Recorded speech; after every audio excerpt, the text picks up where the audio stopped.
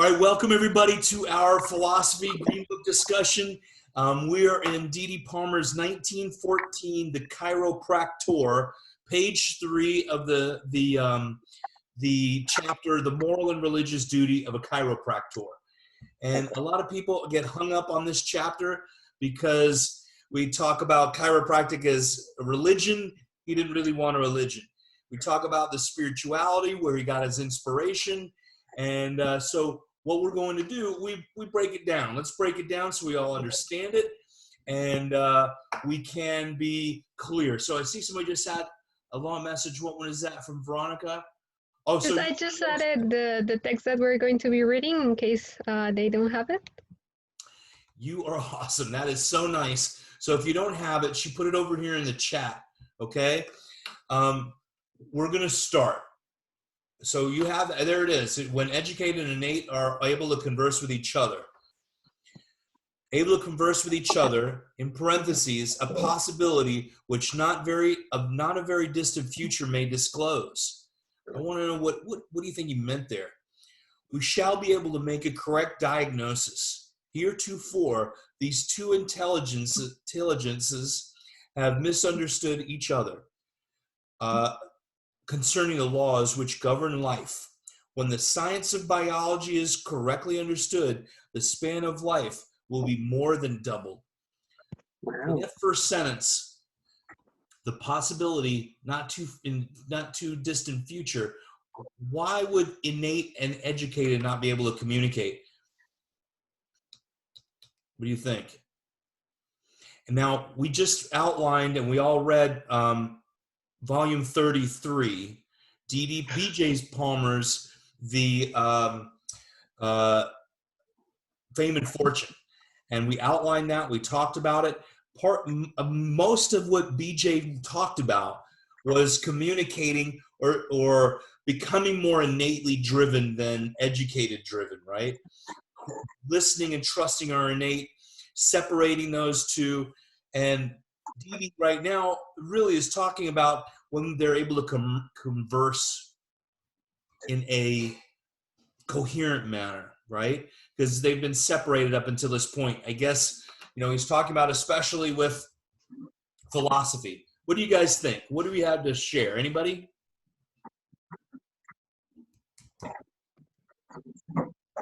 Go ahead, Kev. I think they just make part of two different umbrellas. That's why they cannot intermingle, because like universal is the big umbrella and then innate intelligence is the umbrella within their umbrella. Educated is what we've learned from men and women since our lifetime. Universal and innate intelligence are the infinite, right? Which universal is God, innate is spirit. And they said people weren't ready to hear those terms yet, so they called it innate and universal. But really, that's what we're talking about is God. And chiropractic is spiritual. They talk about God. They talk about spirituality. So I think it's an important factor. Good, Kevin. Awesome. Thank you. Any other clarity or, It may be that a possibility. He doesn't say that they can't. It says a possibility that which is not distant future and may disclose. So that maybe they can converse now. We just don't know it. But educated, I think that when BJ talks about it, I think he talks about innate talking to educated and not go in the other direction. So this may be a precursor to that, and that there's some feeling that educated may not be able to converse back, and that in the future maybe they will be able to converse with one another, and that will allow, and that may explain why we in our bodies as we are get lost in. Because he talks in a minute here about diagnosis and the ability to determine what needs to be adjusted may be interfered with if we could just clear and be in touch with our innate, and instead of educated telling us it hurts, this is what makes This is what makes that. We know that this connects to that to make pain or make a problem. We need to adjust that area. That's educated brain rather than innate brain. Yeah. Anybody else? That's good, Alan. Thank you. Anybody have any questions for Alan or want to share something? Or for Kevin? Or for me? Or for anybody? My first, what I'm thinking here really, because, you know, what we talk about with BJ is getting educated out of the way. And what he's really talking, you can't really have one without the other, because the educated brain, we survive in this common world. The inner world is the innate intelligence. That spirit is creating that universe within us, right? It's constantly on that function within. The educated is important for the outside. Understanding what educated and innate making that diagnosis means I know what my body is saying at that level for me to know what it needs. And that diagnosis, and I think that's where he goes in 1910, where he has all those lists of to adjust for these diseases, adjust this vertebra. So in the not too distant future, we'll be able to understand the clues from innate to the educated. And you've heard me talk about this before. That spirit is talking to us, ASRA or T4. And, what we're really listening to is what innate is communicating to us as the server, adjust me here this way. And we're getting those messages and trusting that spirit within that person to also communicate to our educated. I'm looking at it as now two separate beings. Yeah. So the person on the table communicating to my innate, serve me this way. Go ahead, Kevin. So right now we're seeing upper cervical technique, tug of recoil. And this is one of the books for that class. And they talk about innate versus education. And I think this is a pretty cool chart that I saw while I was reviewing the book. I don't know if you guys can see it. But on one side, you have innate, the innate diagram or the innate percentages throughout your life. And then on the other one, you have the educated percentages. So it's saying that at birth, you have 100% innate intelligence and 0% educated mind. And then by the time you're 70 years, you still have 100% intelligence, innate intelligence, but you have 85% educated mind or intelligence in you. So it just shows how progressively the educated keeps accumulating throughout your years, but the innate just keeps 100% throughout your whole life, and it's just limited by the amount of by the limitation of matter, like you were saying, the ASRPs and all these listings that we can find. Yep. That's good. I like that. Anybody have any questions for Kevin or any comments? I'm not sure that that's not in some way deceptive as far as how do you determine what percentage of educated there is? Certainly educated, since it's based on experience, grows throughout your lifetime, but what makes it 60% or 80%? It's we understand innate to be 100% for the physical it occupies in any part of the body, as well as the whole body. But how do you determine how much? It's just a picky argument. But how do you determine what percentage there is of educated intelligence? And I also think that it's how well, and I think the more we work at it, that we're able to get out of our own educated way and become more innately driven. Alan was just talking to Veronica and Edgar before about having a clear vision of what you want. The educated, with that whole vision board, knowing what we want, creating it, we are working to bypass the educated to go right to the innate, which is telling God, I want this. And then the creative stuff of the universe, as Sigfus used to say, will start putting it in line for you to create it. You just have to have the clear picture. And as you know that picture more and more, you start getting the smells of it. What that does is bypass the educated. And hopefully by the time I'm 85, I will be working at it at much more of a mastery level than I am right now. And every day I'm working to improve. I just see somebody's got a message down here. It's harder to educate an educated mind than educate the uneducated mind. Yes. Bob, you got something? Yeah, talking about innate telling you where to adjust and all that.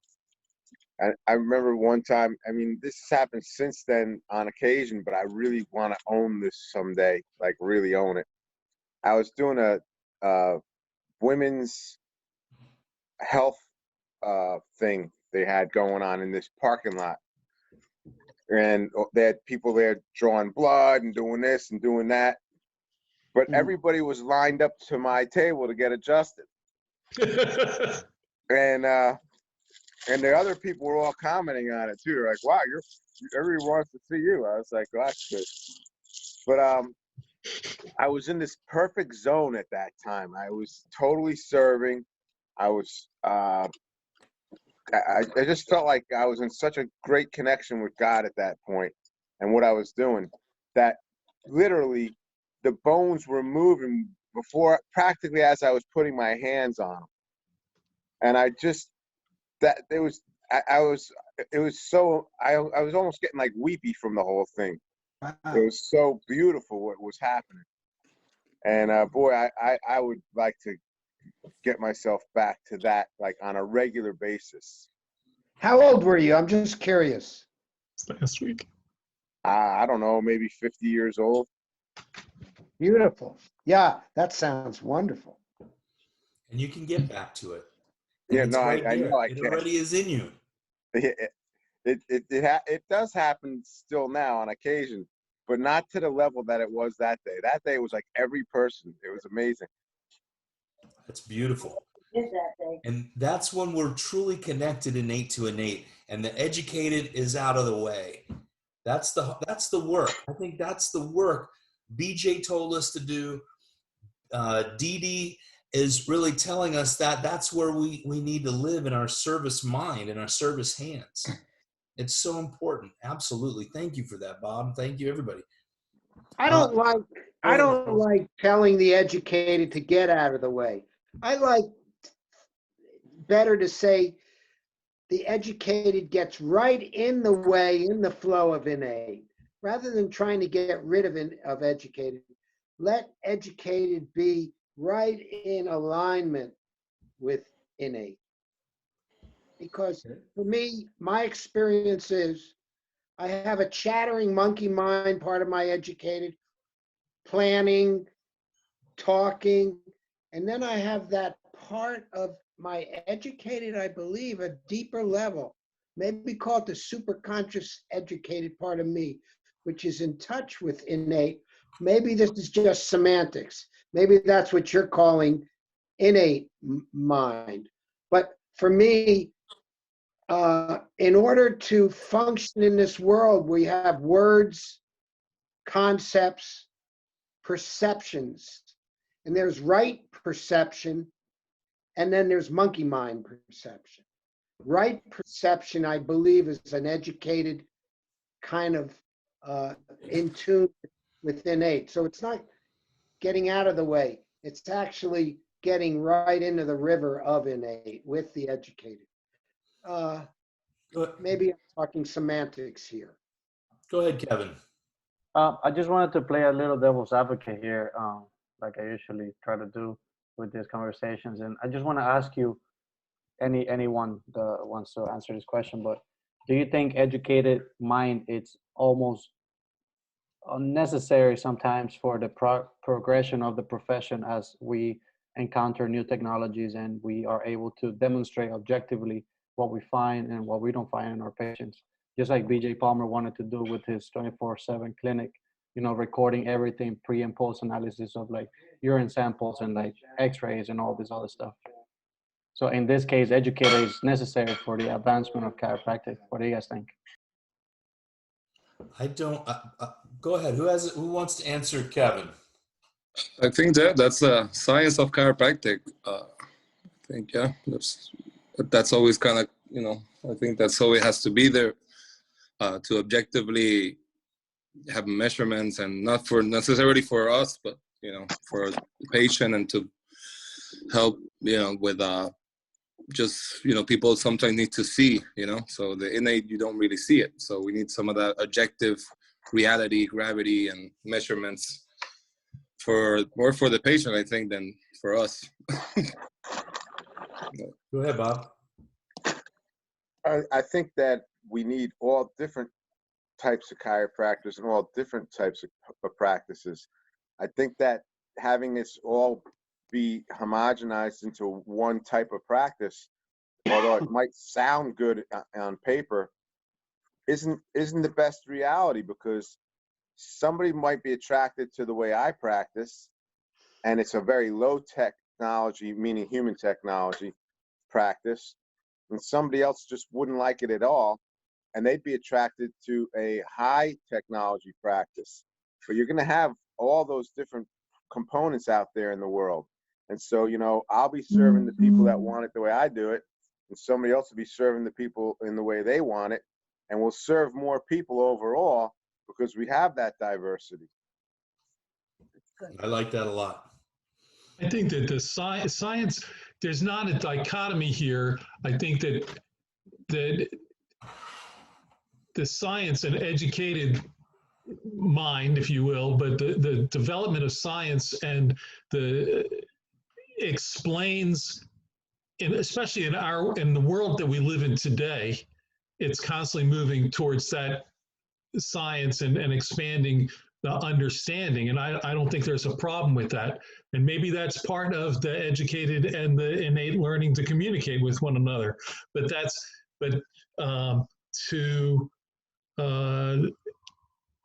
so the science is not necessary for the development of chiropractic. It's in my mind, chiropractic and innate are perfect as they are. It's explaining what we do and continuing to expand from, where Didi talked about the heat that he felt, where there was interference, was nerve energy that was backed up in the nerves. We know that that's not what it is now, but that doesn't make it any less true that there may be heat in an area where there's disturbances sometimes. But the science just is validating constantly what we do and explaining it, and there's always more questions to be answered. Go ahead, Maura. Do you think the science can be wrong sometimes, though? I think and not be able to back often. the philosophy? Say that again, please. And not be able to back the philosophy, or just don't go hand in hand. So I think it's the science of today. We don't have to prove the subluxation. We understand if there's stress on a nerve, neurotransmitter doesn't function as well as, with less stress on the central nerve system. And that doesn't have to be proved by chiropractors. That's the common science of today. Last night I spoke at the Long Island Band of Brothers. Last night I was their guest speaker. And this was one of the talks I gave at DE once. And this was from one of my patients. And I had Speransky's The Science and Logic, the Basis and Theory of Medicine, reprinted, hundreds of these, and I used to sell them like crazy, and I'm going to print some more soon. But what he was is a Russian scientist. He was he worked for Pavlov in his research, and then did research on nerve transmission, on disease, virus, and bacteria, and health in the body. And he did it all behind the Iron Curtain, just for, to help make healthier Russians. There is no money involved in it. And that book is absolutely amazing. And then William Werner, and his other colleagues wrote a book called Rational Bacteriology. It's absolutely amazing. And what I'll do on Innate Express on our Facebook page, I'll pin that to that page, and you can have it for free. And what we can do is translate it into Spanish too, guys. And then one of my patients came into my office the day before my talk at DE, and her husband was at Sherman in 1978, and he went through, it's called Disinfecting the Germ Theory, and he outlines Speransky and rational bacteriology in 3 pages. And I'll send this to, I'll pin it to that as well, okay? And it's the science of the time. I don't need to continually reprove a synapse to prove that a freaking synapse happens in the central nervous system. What I can show is when I remove, if I adjust the subluxation, the system works better, period. And you see that from the outcomes of health. We get sucked into this whole thing of, what do they call that now? I don't know. There's a term for, everybody wants proof. Evidence-based. What is it? Evidence-based. You know what? The evidence is people got better. If I have to prove to my patients that it's really, I don't believe it myself. That's where all that comes from. The patients come in, they get adjusted. I see 130 people today. Every single one of them, no one asked me to prove chiropractic to them even once. I had 7 new people. No one had to prove it. I put my hand on them and I said, I'm going to help you. Your nerve system's going to function better. I'm going to adjust subluxations. Lay face down. I don't have to dance. I don't have to bring out the coolest new equipment. I don't have to wear a funny hat. I hope you didn't have, I shaved a little bit today, but that was about it. So I got a little bit crazy about that question. I love it because as chiropractors and as students, we get caught up in those things. In reality, I adjusted one woman today, 15 seconds. 15 seconds, it was probably 3 seconds. I held her atlas, no impulse, just a slight pull. And I said, all right, have a nice day. And the first thing I think of, she's going to pop up and say, is that it? But she was like, whoa, that was amazing. And I walked out 15 seconds, and you can change someone's life. I'm passionate about that, period. Go ahead, Kevin. So what do you think is the reason why BJ Palmer had over 128 pages of patient history on each one of their patients? And they had so many pre and post analysis of pretty much everything from their hormones to the way their bones look. He was running a research clinic. Volume 20. Volume 18 is a little bit hard to read. He had his own agenda through all that stuff. But volume 20, I have one. My mentor gave me one, Clarence Jensen. BJ gave it to him. It's a huge book, and it's orange. It's orange cover. You can get them now in the reprints, and they're smaller. But read volume 20. They're pre and post. He's running a research facility. Remember that, too. Alan, you had something to say? He was looking for science to validate. He believed, he understood, he knew in his heart of hearts, he knew that he knew that he knew, but he was also, like today, he was looking for science to say, why. He wants to know why. His educated brain wanted to know why. His innate brain said, this is working. He's seen it working since he was a tot. And, but the science was, the world was already moving towards science, and to help prove to the world and explain to the other side, if you will, the outside group that doesn't understand, they want to see some facts sometimes. Hey, facts change. Somebody said, I think Myra was asking, can science be wrong? Well, science is right for as far as it goes until it finds out the next story. It's you ask the next question and you go, oh, maybe that wasn't the whole story. Maybe that was wrong. And chiropractic was just a baby then. You think about it, that too. It was just a baby. They were working and figuring things out. And he did a lot of really cool experiments, and they were very interesting. For me, it doesn't mean I have to do it. 7% of the population that knows about chiropractic, 50% of the population. So, what are you going to touch somebody more by giving them more experiments? What I'm saying is, like, if 7% of the population knows about chiropractic right now, wouldn't you guys want 50% of the population to know about chiropractic through methods of objective finding, pre and post adjustment? That's all I'm saying. And I don't see why not. I think it's a little bit of being a little bit selfish. I in a don't know if sense. that would cause that to be jump from 7, and I don't think 7% is correct. I think a huge part of the population. What do you think is the current percentage? I don't think that's true. I don't know where that research has come from. Well, that's what they tell us in school, that Go ahead, the Oscar. really low minimum. Yeah, amount of this was I don't know if you remember, Haig, but back in the day there was a big with Arno and I can't remember the other doctor, but it was the biggest. If you could adjust everyone on the planet, Kevin Duncan was the one on the other side, or you can give everybody the explanation of what chiropractic is. And Arno would say, obviously, to adjust everyone on the planet, because everyone would feel their, their power inside and it would change the world. And Kevin Duncan would say, but maybe they won't get it. Some people might get bad reaction, maybe blah, blah, blah. So if you explain it, it might be more positive, which is really what it comes down to, because it's really explanation, educated. When you do a health talk, you're pretty much, you're not just going on philosophy. You have to, bring it down to the level of a patient. So that's where I think the conversation kind of goes of, the power of the adjustment. But if you have the chance to do it to the whole planet, to 7 billion people right now in their house trapped, will you adjust them, or you will explain the power of the body and, give them some validation and something they can hold on to, which, it's a tough answer. But I remember Arno was like, let's adjust everybody. And Kevin Duncan was like, no, I would prefer to give that message to the whole planet. So I would think it's fortunate we do both.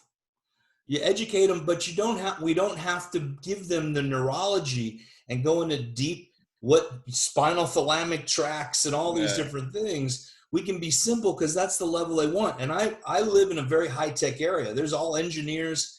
They don't need that. They need to know there's a subluxation inhibiting your nerve system. I don't need to go into high-tech communication to prove myself because of my ego, saying you have to know what I know. What we have to know is if there's a subluxation, the central nervous system doesn't work as well. When we adjust that subluxation, your body functions at its best. If we go to more, honestly, the deeper we get into things, the more we actually lose the population. Absolutely. People get confused. Mm-hmm. There's no reason not to do the science and not to do the research and do or use technology in your clinic. Kevin, if that's what you choose to do, then that's what you choose to do, and it's perfect. I use technology in my clinic. I was an early adopter of the subluxation station that Kent and Gentempo did. I used to scan people. I even did. I was even a beta tester when they were seeing if they could put in some kind of we used to call it, what was it? Heart rate variability. The physiology to measure shoulder height. HRV. All that. We were doing it. We used to beta test it. Doesn't need to go into that to do that now. But we used to use technology in the clinic, but I talked principle to my patients, to my practice members, and we could show them graphs. But it wasn't. But it was more the principle, and this just showed them changes that were going on as they made progress, and that's besides what they would feel and see. They would say, we could say, look, your spinal system is changing, your nerve system is changing, but that isn't the be all and end all. Not everybody feels like they need to do that in their clinic, and they don't. You don't go when you go to the medical doctor. You don't necessarily want to see all the graphs that they do. As a matter of fact, sometimes you don't want to see the graphs that they do. How many people ask for the science of their vaccine? Well, learn what's in it. Yeah. Good. They ask for it. Yes, they want it. Let's think about that. Go ahead, Kevin. Steven's got his hand up too, but Kevin, you're first. Just for the record, I'm not pro or against machines or technology or any of this, right? But I just like to remind myself that I'm only a Q3 student and I have a lot to learn and, a lot to discover. I'm just glad that there's conversations like this right now. Absolutely. And the more straight chiropractic we bring out to the world, I think that's going to be for the better. Bob, did you have something? Yeah. Getting back to the whole, would we rather adjust or communicate? And thank God we don't need to make that choice because we can do both. But I think the simpler and the more we can draw parallels to things that people already see and understand, one thing I've been saying lately, and it's been drawing a lot more people's kids into our office, is you ever see when they plant a tree and they take a cord and they tie it down, they're like, oh yeah, to keep this tree straight. I go, yeah, that's kind of how I think about chiropractic and kids. And you know, that picture goes into their mind so clearly, and it makes so much sense for them. I see them get it, you know? And it's not a super high-tech explanation, but it's something that not only hits home, but they'll be driving down the street one day and seeing one of them trees all tied up like that, and it'll remind them of chiropractic. And you know what people remember, and Pasquale used to teach us this, speak in parallels. And the entire Bible is really written in stories and parallels, right? And people will remember the story. I tell a story of a child that couldn't walk, started walking again. I tell a story about somebody, maybe their pancreas started making insulin, they haven't made it ever in their life. Or a grandmother, and I use my mother's example of her kidneys functioning again after 50 years and her heart disease going away. And then usually somebody will stand up, when I went to my chiropractor in Michigan, I had a dead leg and it started working again, you know, or whatever. And they remember the stories. They remember the personal stuff too. And I think making things personal to people, just love. We share that love and service to them. Things start to transform right in front of your eyes. It's just amazing. Chiropractic is that powerful. Anybody else? Yeah, I was curious because I'm very interested in the communication between educated and innate. And I'm wondering how you guys, for me, I think was it David last night, talking about how simple thing like taking care of exercising and getting adjusted and taking care of the instrument helps him tune into innate. Other people talk about getting quiet, meditating. Other people talk about getting the educated, reading things that get the mind to a receptive state. I think that this is a central thing in our profession. And I'm just curious how you folks reach a state of innateness with your experience. For me, answer. Who would like to reply to Stephen? What? Who would like to reply to Stephen? Who's got some insights? Go ahead, Kevin. Well, as of recently, I found a new love for fasting and just being on a fasted state throughout my day. And I feel like I'm the most sharp when I mix a little fasting with some caffeine and some like good fats. So, and that's all thanks to fellow student Luca. He's showing me a lot of the benefits. Did you say fasting and caffeine?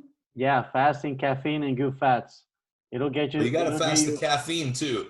You got to have What's no the last caffeine. thing? What's the last thing you said? Fasting, caffeine, and what's the third?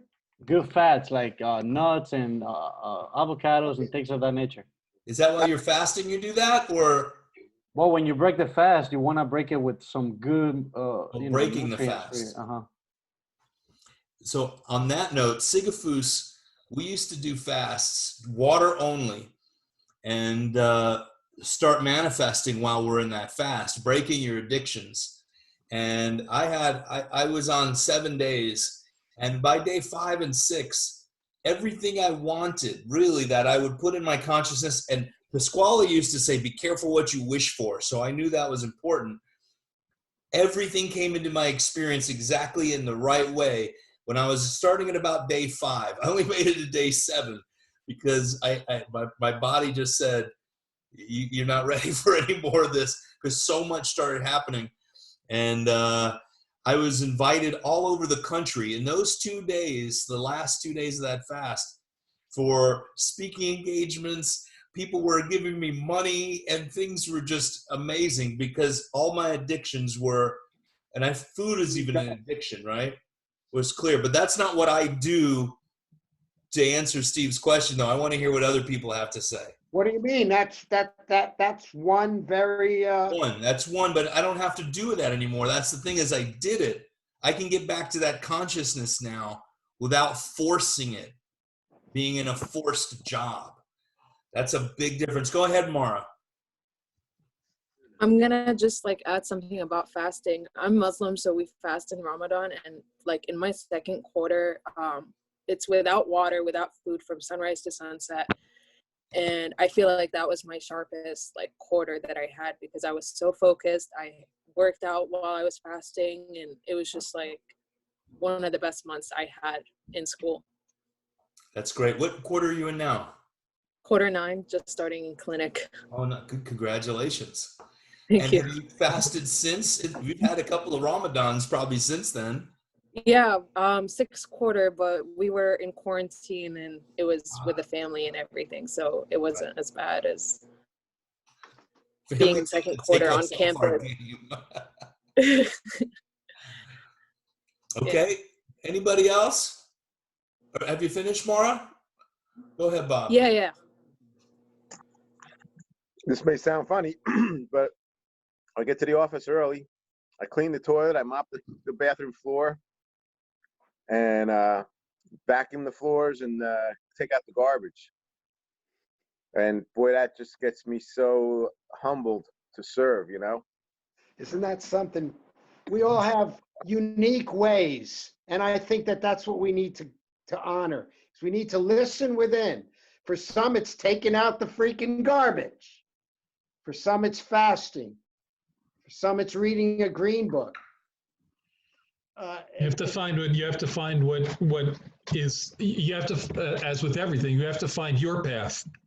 That's right. Yeah. I would always make sure that actually in the morning and also before my afternoon sessions, I would meditate to separate myself from the rest of the world, if you will, the outside world. You know, I'd taken the metro to the office and getting things organized to see practice members. But before I see practice members, sit down and meditate for 10 minutes or 15 minutes and gain that centering and separation from myself and create that mindfulness. Now is the big term that everybody uses, right?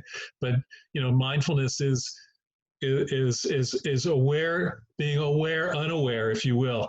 You know, for me, when I cook, it's a meditation. I love to cook, and when I'm preparing food and working on making a meal, chopping my vegetables and making it all nice and organized, my wife laughs at me because I have all the vegetables all organized and chopped. They're all perfectly same size. They're all organized on my cutting board before I start to put the dishes together. But that's who I am, and that's my focus, and it's a meditation for me and to do that. And that also is a connection. Here's something I'd like to share, is that, you know, the big thing about chiropractic is we say we remove interference. Nature needs no help, just no interference. And for me, a big thing of getting into innate mind is when I'm having any kind of a disturbance or any kind of a feeling of anxiety or anger or fear or anything, rather than try to get rid of it, I really sit with it, look at it, because when I get rid of the dirt, my house is clean. When I get rid of disturbances through sitting with it, put it right in front of me, rather than ignoring it or trying to be positive over it, which is kind of like painting over rotten wood rather than replacing it. Get to the core, remove interference by confrontation, by investigation. Then I'm living innately. So that's just what I wanted to share, because it's been working for me. Josue, I saw you unmute. Oh, sorry. Yeah. More present time consciousness. Obviously, we do prayer before shift, and I hope every one of my XTAs has to, you know, be thankful and share their gratefulness for that day. Yeah, when I went to Thailand once and just present time consciousness, that's what they said. Where if you're walking, you can be meditating.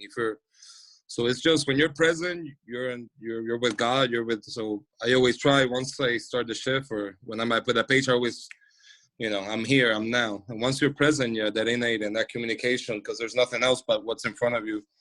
So not being in the future or in the past, because our mind, if it's in the future, it gets anxious. If it's in the past, it gets depressed. And there's not a good healing state. So just present time consciousness, but prayer for me is for sure. Right on. It's huge. Thank you, Josue. That's excellent. What we do something similar in the office is, with the staff, we read the Bible, we read positive things, we discuss it. I post our meditations. We do every morning. We do a talk or a visualization.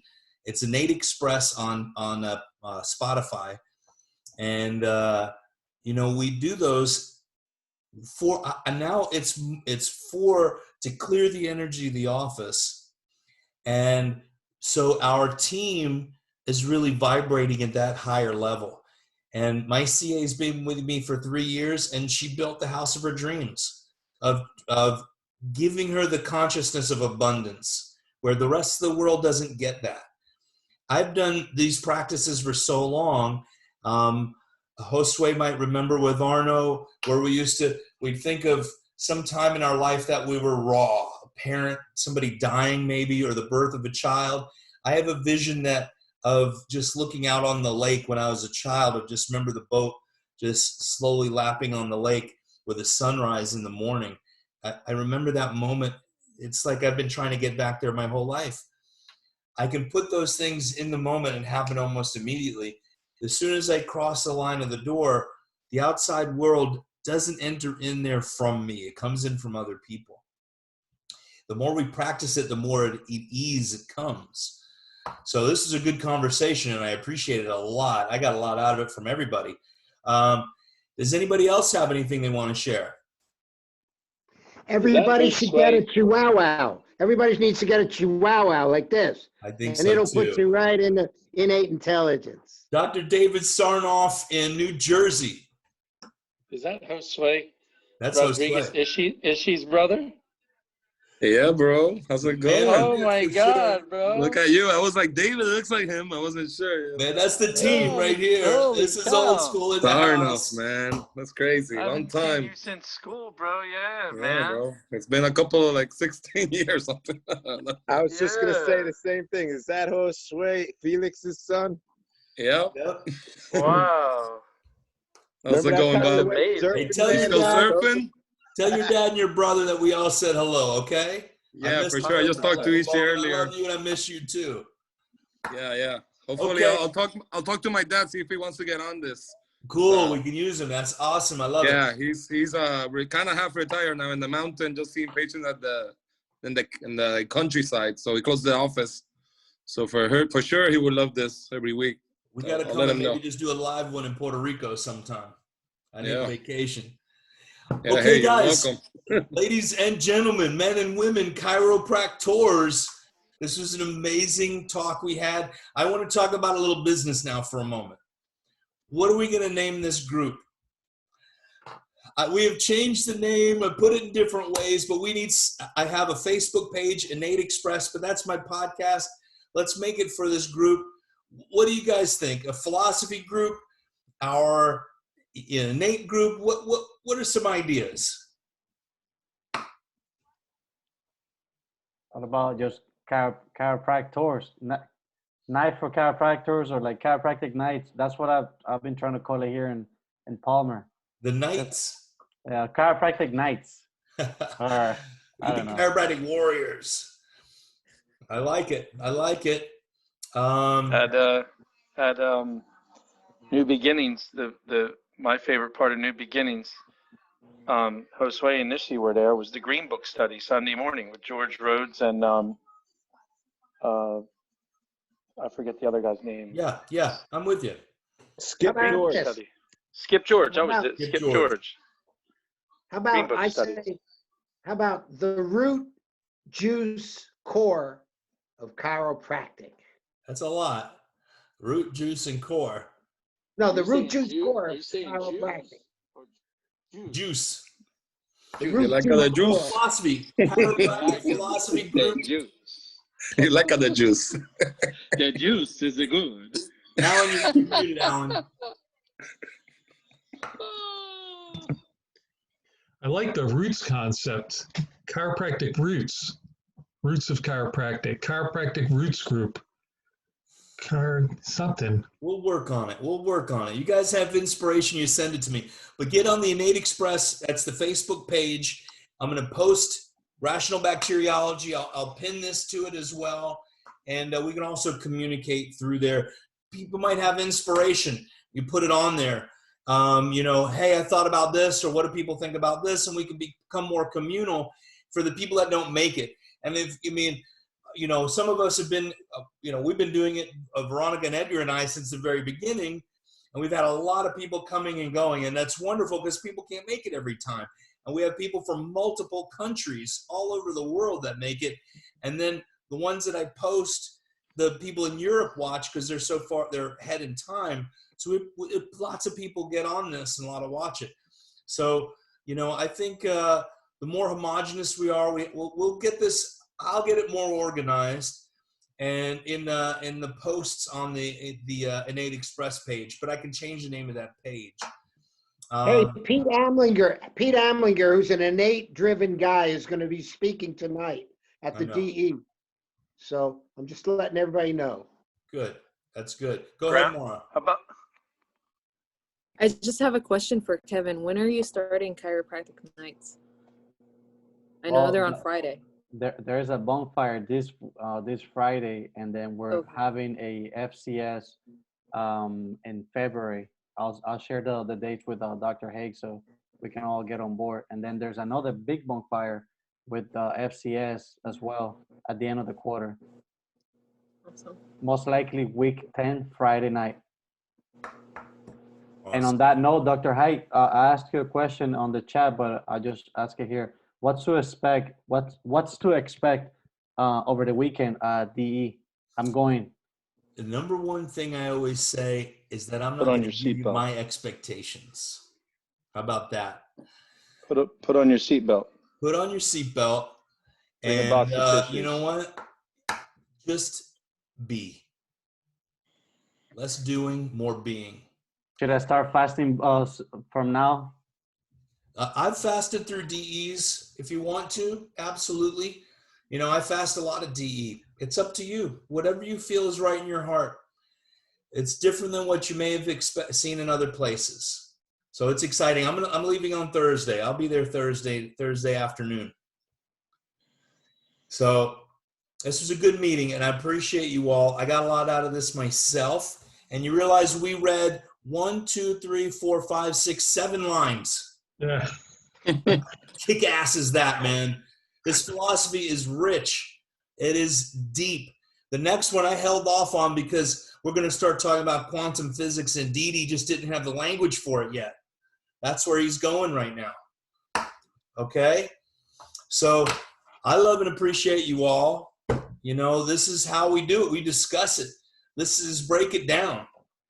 All right?